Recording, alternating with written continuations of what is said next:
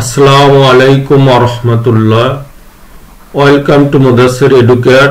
তোমরা কেমন আছো? আশা রাখি ভালো আছো। আজ আমরা পেসেস নারেশন আলোচনা করব। ঢাকা বোর্ড 2024, যেটি বরিশাল বোর্ড 2022 সালেও এসেছিল। আজকের এই ক্লাসটি এসিসি এবং আলিম এর সকল ছাত্র ছাত্রীদের জন্য খুবই গুরুত্বপূর্ণ। তাই তোমাদের বন্ধুদের কাছে ভিডিওটি পৌঁছে দেওয়ার জন্য দ্রুত শেয়ার করে দাও। আর যারা এখনো আমার এই চ্যানেলটি সাবস্ক্রাইব করোনি তারা দ্রুত সাবস্ক্রাইব করে নাও। আমরা এখন পেসেস নারেশনটি পড়ে নিব এবং পেসেস নারেশনের কে কোন অংশটুকু বলছে তা আমরা খুঁজে বের করব, অর্থাৎ স্পিকার এবং লিসেনার খুঁজে বের করব। তারপর পেসেস নারেশনটি নিয়ম অনুযায়ী করার চেষ্টা করব ইনশাআল্লাহ। Oh my lord, please do not kill the child, cried the woman. মহিলাটি চিৎকার করে বলল, ও আমার প্রভু, সন্তানটিকে হত্যা করো না। Late her have the child, সন্তানটি তার। এই পুরো অংশটুকু মহিলা বলেছে, অর্থাৎ এই যে রিপোর্টিং ভার্বের এই অংশটুকু দুইটা স্পিচের মধ্যে আছে। আমাদের যখন ইনডাইরেক্ট করব তখন শুরুতে নিয়ে আসব। এখন এই ওমেন কাকে বলছে এখন পর্যন্ত ক্লিয়ার না। আমরা দেখি কে উত্তর দিবে এই মহিলার কথার। অবশ্য সেই হবে এই মহিলার listener. The king said, now everything is clear to me. রাজা বলল, এখন আমার কাছে সবকিছু পরিষ্কার। তাহলে এই ওমেনের লিসেনার হচ্ছে দি কিং, অর্থাৎ এই এতটুকু অংশের রিপোর্টিং ভার্বের সাবজেক্ট দি ওমেন এবং অবজেক্ট হচ্ছে the king. R the king যেহেতু এই কথাটুকু বলছে, তাহলে এই জায়গায় দি কিং হবে রিপোর্টিং ভার্বের সাবজেক্ট আর অবজেক্ট হবে the woman. Pointing to the woman, এই মহিলাটিকে নির্দেশ করে। দি কিং এগেইন সেড, রাজা পুনরায় বলল, টু দ্য সার্ভেন্ট, চাকরটিকে বলল, গিভ হার দ্য চাইল্ড, তাকে সন্তানটি দিয়ে দাও। She is the real mother, সেই প্রকৃত মা। আমরা এখন নারেশনটি করব। প্রথমত এই অংশটুকুর নারেশন করব। আমরা এই অংশটুকু কালার করে আলাদা করে নিলাম বোঝার জন্য। এখন oh my lord, please do not kill the child, এই কথা কে বলছে? ওমেন। তাহলে ওমেন কি বলছে? My lord. Oh my lord, lord বলে কি করছে? সম্বোধন করছে। আর সম্বোধন করলে কি হয়? সম্বোধন করলে অ্যাড্রেসিং দিয়া বাক্যটি সেন্টেন্সটি শুরু করতে হয় অ্যাড্রেসিং দিয়ে।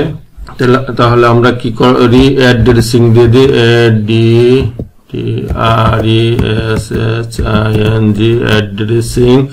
তারপরে কাকে সম্বোধন করছে? The king. দি কিংকে সম্বোধন করছে, অর্থাৎ যাকে সম্বোধন করছে তাকে দিয়ে দিতে হবে। এবং কি বলে সম্বোধন করছে? সম্বোধন করছে মাই লর্ড বলে সম্বোধন করছে। যা বলে সম্বোধন করছে তার আগে একটা এস দিয়ে দিতে হবে। তারপর মাই লর্ড বলে সম্বোধন করা হয়েছে। মাই লর্ড যেহেতু বলে সম্বোধন করা হয়েছে তাই মাই পরিবর্তন হবে। মাই পরিবর্তন হবে কার সাথে? রিপোর্টিং ভার্বের সাবজেক্টের সাথে। রিপোর্টিং ভার্বের সাবজেক্ট কে? রিপোর্টিং ভার্বের সাবজেক্ট ওমেন। তাই সেহেতু আমরা কি করলাম? হার দিয়ে দিলাম। তারপর হার দেওয়ার পরে কি দিতে হবে? লর্ড। মাই লট আছে, হার লট হয়ে যাবে। এখন কমা দিতে হবে। কমা দেওয়ার পরে এখন শুরু করতে হবে এই অংশটুকুর কাজ করার জন্য। মাই লটের জন্য আমরা এতটুকু করলাম। এখন please do not kill the child, এতটুকুর জন্য আমাদের কি করতে হবে? যেটা যেহেতু ইম্পারেটিভ সেন্টেন্স, প্রথমে রিপোর্টিং ভার্বের subject the woman woman দেওয়ার পরে এখন কি করতে হবে, এই do not kill the child আছে, আর এই জায়গায় কি করা হয়েছে, প্লিজ আছে, প্লিজ তাকে বুঝে গেছে এটা কি রিকোয়েস্ট করা হয়েছে। আর QUESTED রিকোয়েস্টেড, কাকে রিকোয়েস্টেড করছে, রিকোয়েস্ট করছে কাকে, কিং কে রিকোয়েস্ট করছে। কিং তো একবার আমরা দিয়ে কিং দিয়ে দিছি, এখন আবার কিং একটা বাক্যে বারবার কিং দিব, এই জন্য না দিয়ে আমরা কি করলাম, কিং এর প্রোনাউন দিয়ে দিলাম। আর প্রোনাউন তো হি, কিন্তু এটা অবজেক্টের জায়গায় বসছে, এই জন্য আমরা অবজেক্টিভ কেস দিয়ে দিলাম।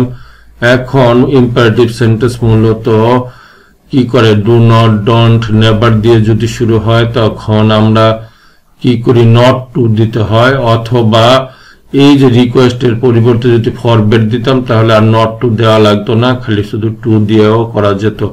এখন যেহেতু ফরবেড দেই না, রিকোয়েস্ট দিছি, সেই জন্য আমরা কি করব, নট তারপর টু দিয়ে কনজাংশন করলাম। এখন কিল, এক মূল ভার্ব থেকে শেষ পর্যন্ত, কিল the child, kill the child দিয়ে দিলাম।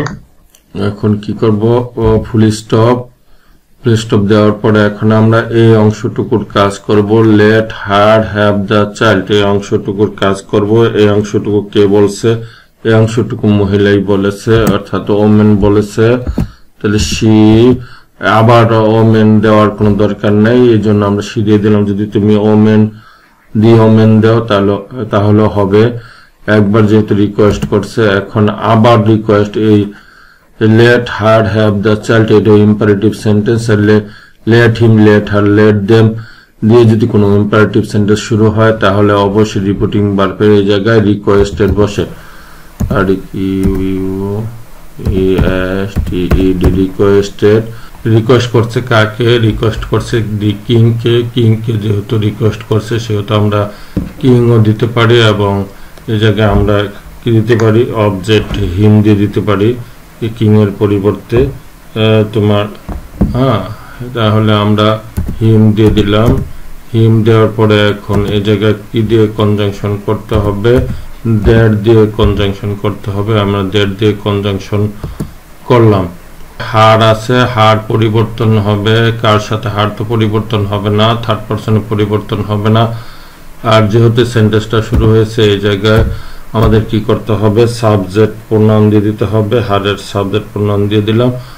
আর এই লেট হিম, লেট হার দিয়ে যদি কোনো ইম্পারেটিভ সেন্টেন্স শুরু হয় অবশ্যই রিপিটিং ভার্বের সাবজেক্টের পরে মাইট দিতে হয়। যদি ভার্বটি রিপিটিং ভার্বে যদি প্রেজেন্ট ফর্ম থাকে তাহলে মে, আর পাস্ট থাকলে মাইট। যেহেতু এই রিপিটিং ভার্বে এই পাস্ট আছে, এই যে পাস্ট আছে দিয়ে ক্রাইট দ্য মেন পাস্ট আছে যেহেতু, সেহেতু আমাকে কি দিতে হবে, মাইট দিতে হবে। মাইট দিয়ে দিলাম। মাইট দেওয়ার পরে আমাকে কি করতে হবে, পরে মূল ভার্ব থেকে শেষ পর্যন্ত দিতে হবে have the child, have the child দিয়ে দিলাম। এখন আমরা এই অংশটুকু অর্থাৎ the king said everything is clear to me, এই অংশটুকু করব। এই অংশটুকু বলছে কে, এই অংশটুকু বলছে দি কিং। তাহলে এই অংশটুকুর কাজ করি, এই অংশটুকুর কাজ করব। এই অংশটুকুর কাজ করতে গেলে তখন আমাকে কি করতে হবে, রিপোর্টিং ভার্বের সাবজেক্ট দিয়ে দিতে হবে। রিপোর্টিং ভার্বের subject the king said to the women, two the women না দিয়ে আমি কি দিতে পারি, ওমেনের প্রোনাউন সি এবং অবজেক্টিভ কেস হার দিয়ে দিতে পারি। আর যেহেতু এটা অ্যাসার্টিভ সেন্টেন্স আমি দ্যাট দিয়ে কনজাংশন করলাম। নাও আছে, নাওটা পরে বসবে, আগে এভরিথিং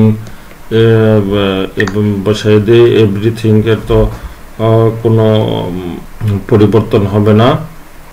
এভরিথিং, এভরিথিং এর থার্ড পারসনে কোনো পরিবর্তন হয় না, এভরিথিং দিয়ে দিলাম। এভরিথিং দেওয়ার পরে এই জায়গায় আছে ইজ, এমিজার থাকলে ওয়াজ আর হয়, এই জন্য আমরা কি দিয়ে দিলাম, ওয়াজ দিয়ে দিলাম। থার্ড পারসন সিঙ্গুলার নাম্বার, এই জন্য ওয়াজ দিলাম। প্লুরাল হয় ওয়ার দিতাম। তবে ক্লিয়ার একটু পরিবর্তন হবে না, ক্লিয়ার। তারপরে টু পরিবর্তন হবে, আর মি পরিবর্তন হবে রিপোর্টিং ভার্বের সাবজেক্টের সাথে মি রিপোর্টিং ভার্বের subject the king, the king এর প্রোনাউন হি, কিন্তু এটা মি আছে অবজেক্ট প্রোনাউন, সেহেতু এই কিং এরও অবজেক্ট প্রোনাউন বসবে, হি না বসে হিম বসলো। এখন pointing to the women, the king said to the servant to give her, এই অংশটুকুর লাস্টের এই অংশটুকুর কাজ করব। এখন আমরা এই অংশটুকুর কাজ করব। Pointing to the women, the king said to the servant, অর্থাৎ চাকরকে নির্দেশ করলো যে তাকে সন্তানটি দিয়ে দাও, সেই এই সন্তানের প্রকৃত মা। তাহলে এখন আমরা এই অংশটুকুর কাজ করব। তাহলে প্রথমে আমাকে কি করতে হবে, পয়েন্টিং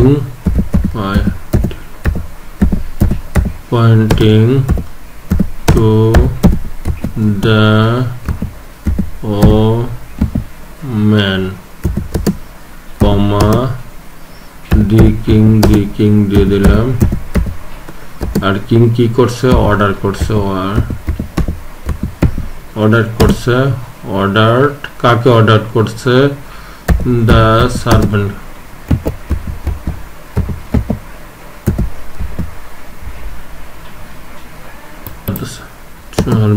তারপরে কনজাংশন করব কি দিয়ে, টু দিয়ে কনজাংশন করলাম, গিভ বসলো। আর হারের কোনো পরিবর্তন, হার পার্সন যেহেতু হারের কোনো পরিবর্তন হবে না, দ্য চাইল্ডেরও কোনো পরিবর্তন হবে না, চাইল্ডের কোনো পরিবর্তন হবে না, পুরো বাক্য শেষ, এখানে ফুল স্টপ দিয়ে দিলাম। এখন she is the real mother, এটাও কে বলছে, দি কিংই বলছে, তাহলে দি কিং এর পরিবর্তে আমরা হি দিয়ে দিলাম। He also